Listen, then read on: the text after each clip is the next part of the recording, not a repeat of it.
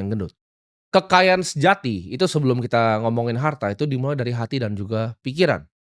Lu harus bisa buang yang namanya iri hati, lu bisa buang yang namanya pride, namanya ego. Kesombongan tuh harus dibuang dari hati. Dibanding lu punya pemikiran aku selalu kurang.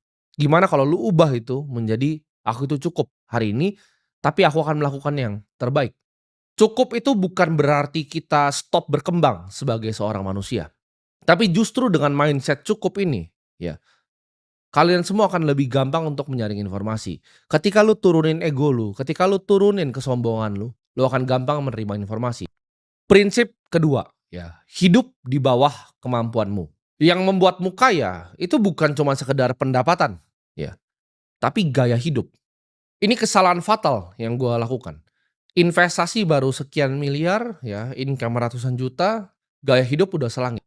Orang kaya sejati, ya, gua pelajari, orang kaya sejati itu menggunakan uangnya bukan untuk pamer, tapi menggunakan uangnya untuk bisa jadi pelayan untuk lebih banyak manusia yang lain. Untuk bisa serve, untuk bisa melayani orang lain. Untuk bisa membuat dunia ini jadi sedikit lebih baik. Bukan hanya untuk dirinya. Karena kalau untuk dirinya itu nggak ada habisnya. Yang gendut. Kekayaan sejati itu sebelum kita ngomongin harta itu dimulai dari hati dan juga pikiran. Lu harus bisa buang yang namanya iri hati, lu bisa buang yang namanya pride, namanya ego.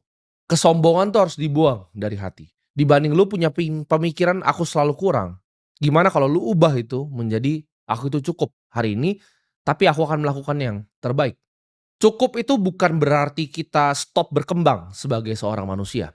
Tapi justru dengan mindset cukup ini, ya, kalian semua akan lebih gampang untuk menyaring informasi. Ketika lu turunin ego lu, ketika lu turunin kesombongan lu akan gampang menerima informasi.